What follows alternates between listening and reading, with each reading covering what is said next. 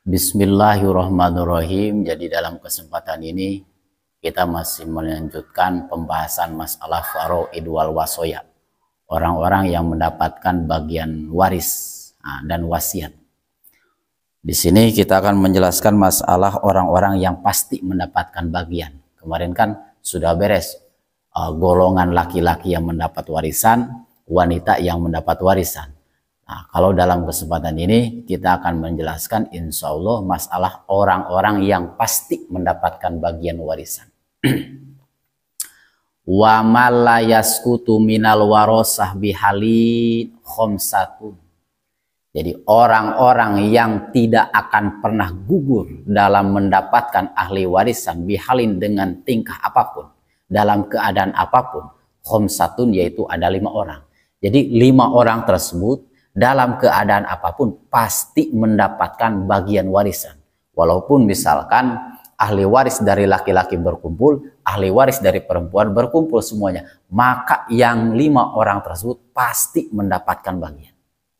Yang pertama azauzen ajauzu wa zauzah, yaitu suami atau istri. Jadi kalau misalkan suami meninggal, maka istri pasti mendapatkan bagian warisan. Atau sebaliknya, misalkan istri yang meninggal, maka suami pasti mendapatkan bagian warisan dari istri tersebut. Wal abawani, yang kedua abawani, ibu atau bapak, ayah dan ibu, maka ayah dan ibu tersebut pasti mendapatkan bagian. Nanti kalau misalkan kakek dan selebihnya, kalau misalkan masih ada ayah, maka kakek dan lebihnya ke atas itu kehijab oleh ayah. Wa waladu sulbi dakaron kana unsan, yang seterusnya yaitu waladu sulbi, anak kandung, entah zakaron au unsan, laki-laki atau perempuan. Jadi bagi anak, entah laki-laki atau perempuan, misalkan ayahnya meninggal, maka anak tersebut entah laki-laki atau perempuan pasti mendapatkan bagian warisan. Tidak akan pernah tidak, pasti mendapatkan bagian warisan, kecuali ada manek, nanti dijelaskan di depan insya Allah. Jadi ada 5 orang la yaskutu yang tidak akan pernah gugur, pasti mendapatkan bagian warisan. Wa ma la yarisu sab'atun. Dan ada orang-orang yang tidak akan pernah mendapatkan bagian warisan, sama sekali tidak akan pernah mendapatkan bagian warisan walaupun tersebut anak sendiri. Yaitu yang pertama as-sab'atu, yaitu ada 7 orang. 7 orang tersebut tidak akan pernah mendapatkan bagian warisan. Yang pertama al-abdu wal amat. Jadi kalau misalkan ada seseorang bersifat abid atau bersifat amat, maka bagi seseorang tersebut tidak akan pernah mendapatkan bagian warisan. Nah, di sini mu'alif mengomentari musonib. Jadi kalau misalkan mu'alif yaitu penyarah kitab, nah, kalau musonib pengarang kitab. Walau abaro birokik lakana aula. Menurut mu'alif yang menyarahi kitab, lau abaro birokik lakana aula. Seandainya jika musonib menggunakan bahasa rokik, niscaya akan lebih utama, niscaya akan lebih baik. Jadi kalau misalkan musonib menggunakan kata rokik, bukan menggunakan kata abdun, itu lebih utama menurut mu'alif. Wal mudabbar wa umul walad wal mukatab. Nanti abid, entah abid mudabbar, entah abid umul walad, yaitu yang pernah diwati oleh sayyidnya, wal mukatab dan abid mukatab, semuanya tidak akan pernah mendapatkan bagian warisan. Amalladhi ba'duhu huron idamata an malihi malakahu bi ba'dihilhu warasahu qoribuhulhu wa jauzatu wa mu'tiku bi ba'di. Terus bagaimana kalau misalkan abid muba'an yang sebagian sudah merdeka, sebagiannya belum, abid muba'an. Sedangkan abid abudak yang sebagiannya distatuskan merdeka, sebagiannya lagi belum merdeka, ketika meninggal dunia dan meninggalkan harta yang ia miliki dengan status merdeka pada sebagian darinya, maka ia akan diwarisi oleh kerabatnya yang merdeka. Atau misalkan diwarisi oleh istrinya dan diwarisi oleh orang yang memerdekakan sebagian dirinya.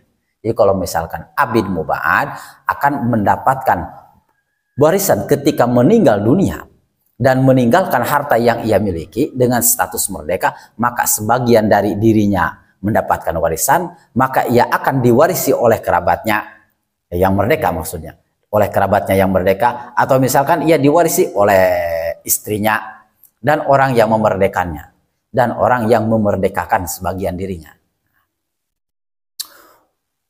Yang kedua, orang yang tidak akan mendapatkan bagian waris yaitu wal qatil la yarisu mimman qatalahu sawaun kana qatluhu madmunan amla.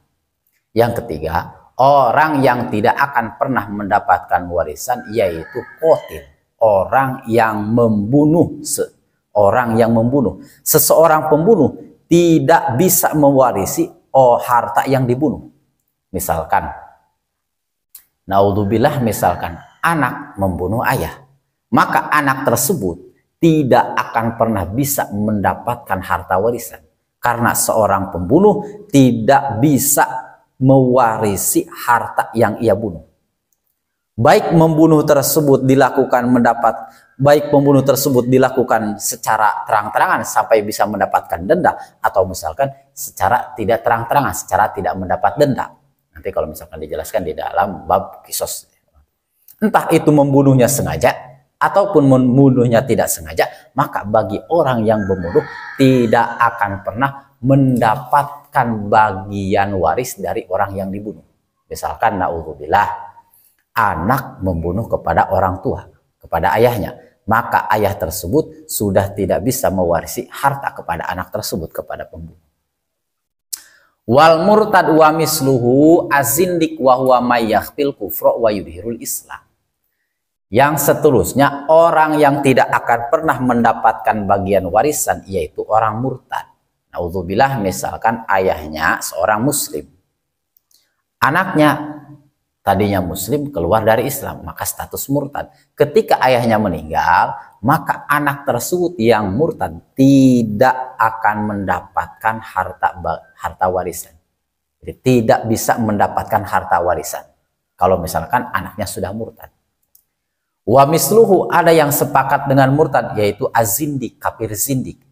Yang dimaksud dengan kafir zindik, wa huwa may yakhfal kufra wa yudhirul Islam. Seorang kafir zindik yaitu menyembunyikan kekafirannya dan mendohirkan keislamannya. Padahal orang tersebut kafir. Jadi pura-pura Islam. Dohirnya dohir Islam, tapi hatinya hati kafir.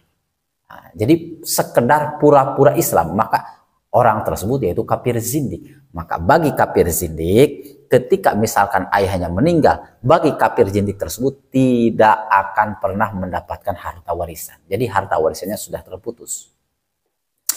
Wa ahlu millaten pala yasilu muslimun minal kafir wala aksuhu.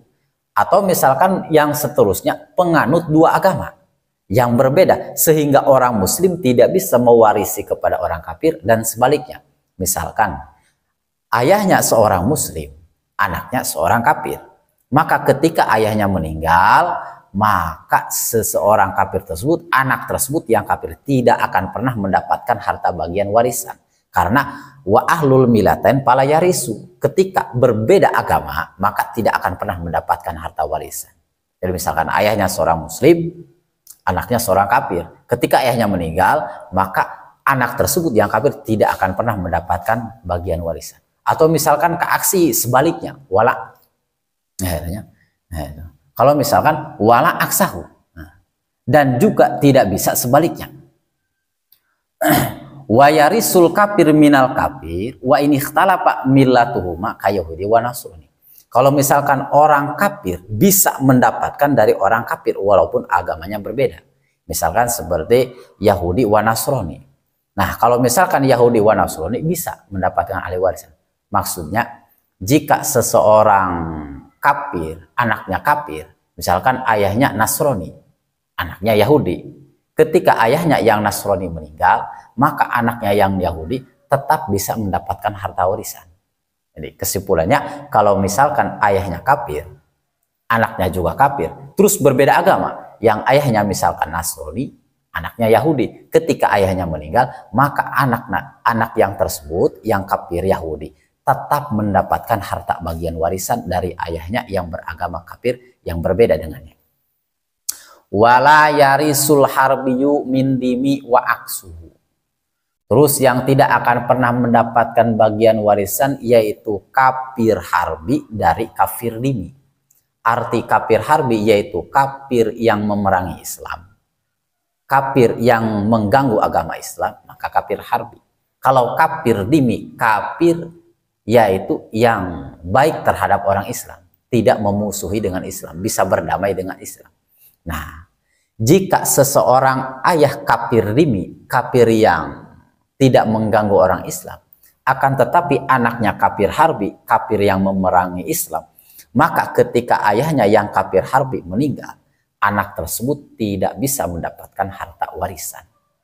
Jadi kalau misalkan kafir harbi tidak akan pernah mendapatkan harta bagian warisan kepada ayahnya yang kafir dhimmi. Dan sebaliknya, maksud sebaliknya, ketika anak tersebut kafir harbi dan ayahnya kafir dhimmi, terus anaknya meninggal dunia yang kafir harbi, maka ayah yang kafir dhimmi tidak mendapatkan bagian warisan dari anak yang kafir harbi. Wal murtad la yarisu min murtad wala min muslim wala min kafir. Nah, orang murtad tidak bisa mewarisi orang murtad yang lain. Misalkan ayah dan anak. Ayah tersebut asalnya muslim, naudzubillah, terus keluar dari Islam jadi murtad. Terus anaknya tadinya muslim, keluar dari Islam, maka murtad. Jadi konotasi ayah dan anak sama-sama murtad. Ketika ayah meninggal, maka harta ayah tidak bisa diwarisi kepada orang murtad. Ya. Jadi kalau misalkan ayahnya murtad, anaknya murtad, terus salah satunya meninggal, misalkan ayah meninggal, maka harta ayah tidak bisa diwariskan kepada anaknya yang murtad. Walamin muslimin, walamin kafirin. Tidak dari orang muslim dan tidak dari orang kafir. Nah, maka ketika murtad tidak bisa diwariskan kepada orang muslim dan tidak bisa diwariskan kepada orang kafir. Dan seterusnya waris asobah. Wa akrobul asobati, golongan ahli waris asobah yang paling dekat. Wa fi ba'dil nusahi wal asobah. Jadi di sebagian redaksi matan yaitu menggunakan lapan asobah. Jadi kalau misalkan dalam kitab fikih menggunakan bahasa asobah tidak ditambah bil goer atau misalkan maka cuman 8 asobah, maka konotasinya merujuk kepada asobah binafsi. Jadi kalau misalkan dalam kitab fikih hanya 8 asobah, maka kalimat tersebut merujuk kepada asobah binafsi. Jadi kalau misalkan yang dimaksud dengan asobah yaitu sisa bagian gitu ya, dari tirkah, dari tinggalan mayit yang sudah mendapatkan dawil furud. Nanti asobah terbagi kepada 2. Nanti ada asobah yang bisa mendapatkan semuanya, atau yang kedua asobah yang sisa dari dawil furud. Nah, contoh misalkan mayit meninggalkan jauz. Berarti mayit di sini zawjah, istri meninggalkan suami. Terus meninggalkan umin, ibu. Terus meninggalkan abin, ayah. Terus meninggalkan ibnun, anak laki-laki. Asal masalah 12. Asal masalah 12. Jawaz yaitu 1/4. Berarti 1/4 dikali 12 sama dengan 3. Terus umun, yaitu umun 1/6. 1/6 dikali 12 sama dengan 2. Terus abun 1/4. 1/4 kali 12 sama dengan 2. Nah, ibnun yaitu termasuk pada baki. Sisa dari 12. 12 dikurangi 5 berarti sisanya bagian dari ibnun yaitu 5. Yang namanya asobah berarti berarti ibnun, anak laki-laki, yaitu asobah, sisa bagian dawil furud. Nanti asobah terkadang bisa banyak, nanti terkadang bisa sedikit, tergantung sudah yang dibagi bagian pasti. Wa urida biha man laisa lahu hala taksibihi sahmun muqadarun min mujma'i ala taurisi wa sabaqa bayanu. Yang dikehendaki, yang dimaksud dengan golongan waris asobah, yaitu orang yang ketika dalam keadaan diasobahkan tidak memiliki bagian pasti, yaitu dari orang yang disepakati berhak mendapat warisan Dan setelah dijelaskan nanti wasabaqu bayanuhum nanti dijelaskan di depan. Wa inna ma'tubiro sahmu hala taksib liyadkhulal abu wal jadu fa inna likulli minhuma sahman muqaddaron fi ghairi taksib. Nah, yang dipertimbangkan adalah bagian ketika dalam keadaan asobah agar memasukkan ayah dan kakek. Karena sesungguhnya masing-masing dari keduanya memiliki bagian pasti selain kedua asobah. Jadi kalau misalkan ayah dan kakek yaitu memiliki standar ganda. Maksud memiliki standar ganda bisa mendapatkan asobah, bisa mendapatkan bagian pasti. Nah, jadi ada nanti di dalam kitab Ruhbiyah khusus membahas bagian ayah dan kakek. Karena ayah dan kakek memiliki dua standar, memiliki standar ganda, bisa mendapatkan asobah, bisa mendapatkan bagian pasti nanti. Ya. Tapi kalau misalkan kakek ketika ada ayah maka bisa dihijab. Kakek tidak akan pernah mendapatkan harta warisan ketika masih ada ayah, karena kakek bisa dihijab oleh ayah.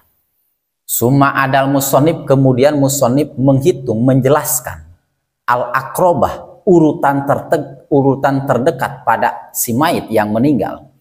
Piqaulihi, di dalam ucapannya, al ibnu, yang pertama ibnun, anak laki-laki.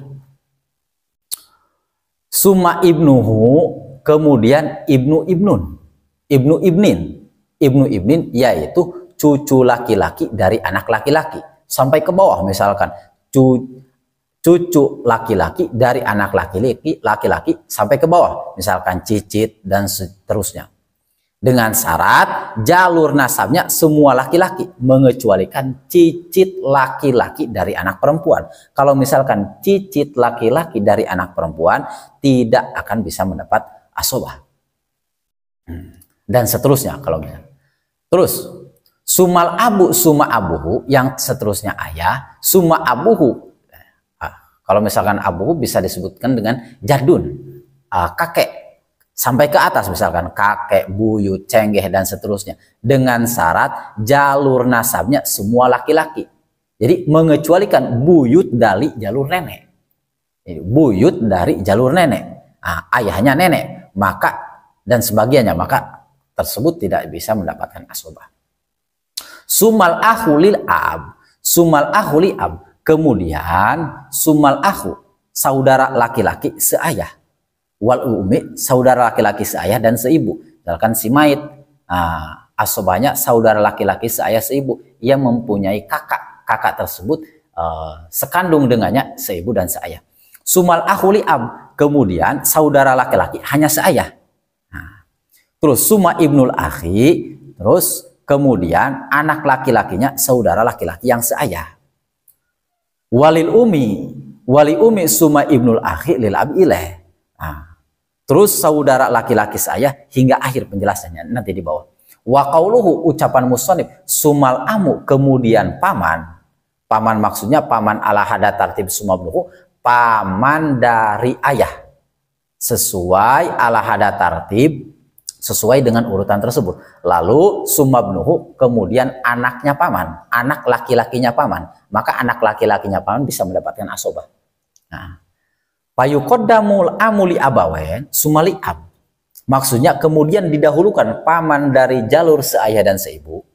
Kemudian ketika paman dari jalur seayah dan seibu tidak ada, maka yang mendapatkan asobah yaitu paman dari ayah, paman dari ayah, ya, paman dari yang seayah. Summa banul am kadalika summa yuqaddimul am. Yang seterusnya summa banul am, anak laki-laki dari paman, kadalika sumayukodimul am. Sesuai dengan urutan di atas, lalu didahulukan pamannya ayah dari jalurnya kakek yang seayah dan sibuk dengan ayah. Terus sumamalal abi sumabanuhuma. Terus lalu didahulukan pamannya ayah dari jalurnya kakek yang seayah seibu dengan ayah. Kemudian seayah, lalu anak-anak laki-laki. Sumayuqaddimu amul jad min abawain sumal abu hakada. Terus sesuai dengan urutan yang di atas, kemudian didahulukan pamannya, kakek dari jalur ayahnya, kakek yang seayah seibu, lalu seayah dan terus sebegitunya. Jadi terus Jadi yang pertama yang mendapatkan bagian asobah, yang pertama ibnun, anak laki-laki. Yang kedua ibnu ibnin, yaitu cucu, terus sampai ke bawah. Yang seterusnya abun, ayah. Yang seterusnya jadun, kakek. Akhun syakik, saudara sekandung. Akhun li'ab, saudara seayah. Terus ibnul akhi syakik, anak laki-lakinya saudara sekandung. Kalau misalkan bisa disebutkan dengan ponakan, maka ponakan bisa mendapatkan asobah. Terus sampai ke bawah, anak ponakan. Nah, seperti anak laki-lakinya keponakan, terus sampai ke bawah. Terus ibnul akhi li'ab, anak laki-lakinya saudara seayah, berarti masih keponakan, sampai ke bawah. Terus al-amu syakik, paman dari jalur ayah sekandung. Misalkan ia mempunyai paman tapi dari jalur ayah sekandung, dari jalur ayah ibunya, seayah seibu. Nah, dengan ayah. Dan seterusnya al-amu li'ab, paman dari jalur ayah yang seayah dengan ayah. Jadi al-amu li'ab, paman dari jalur ayah yang seayah dengan ayah, maka orang tersebut mendapatkan asobah. Jika tidak ada hijab-hijab, nanti dijelaskan di depan. Terus ibnul ami syakik, anak laki-lakinya paman dari jalur ayah yang sekandung, atau misalkan yang seayah seibu dengan ayah. Jadi ibnul ami syakik. Yang seterusnya ibnul am, ya, anak laki-lakinya paman dari jalur ayah yang seayah dengan ayah. Nah, fa'in udimatil asobatu minan nasab wal mayitu aki atikun, ketika golongan ahli waris dari jalur nasab tidak ada, sedangkan mayatnya adalah budak yang telah dimerdekakan, pal maulal mutik yarisuhu bil usubah dakaron kana mutik au unsa. Sedangkan mayatnya adalah budak yang telah dimerdekakan, maka majikannya yang telah memerdekakan mendapatkan warisan dari dia yang waris asobah. Baik majikannya mendapatkan memerdekaan laki-laki atau memerdekakan perempuan. Misalkan yang meninggal yaitu abid, meninggal abid. Ketika golongan ahli waris asobah dari jalur nasab tidak ada, benar-benar tidak ada, waris asobah dari jalur nasab tidak ada, memang sebatang kara misalkan. Sedangkan mayatnya yaitu amat, mayatnya budak. Amat tersebut yang telah dimerdekakan oleh majikannya, maka majikan yang telah memerdekakan amat tersebut bisa mendapat warisan dari amat tersebut dengan warisan-warisan asobah. Baik majikannya memerdekakan amat laki-laki, atau misalkan majikannya memerdekakan amatnya amat perempuan. Fa'ilam yujad lil mait asobatu binasab wala asobatu bil wala pamaluhu li baitil mal. Jika tidak ditemukan ahli waris asobah mayat dari jalur nasab, atau misalkan dari jalur wala yang jalur memerdekakan, maka harta tinggalan mayit menjadi milik baitul mal, menjadi milik kas negara. Misalkan ada seseorang amat tersebut telah diperdekakan oleh sayyid, lalu amat tersebut meninggal, tidak mempunyai waris asobah dari jalur nasab, tidak mempunyai waris asobah dari jalur wala, misalkan majikannya sudah meninggal. Terus hartanya dikemanakan? Maka harta si abid tersebut menjadi milik baitul mal, menjadi milik kas negara. Faslun wal furudul mazkurah, wallahu a'lam bishawab.